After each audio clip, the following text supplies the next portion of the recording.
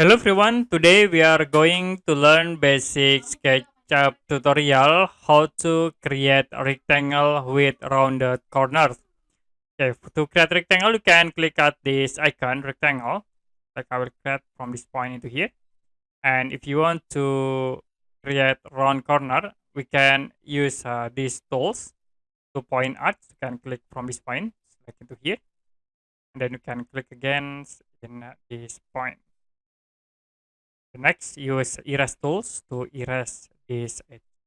Let it be create the round corner.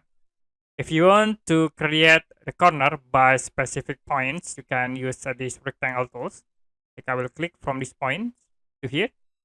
Like I will set for dimension into 500, comma 500. Press enter. Now I will copy this rectangle with a move tools. I will click from this point.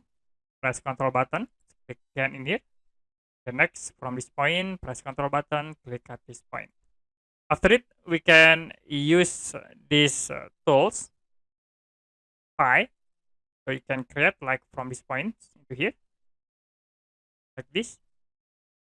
And we create again from this point into here.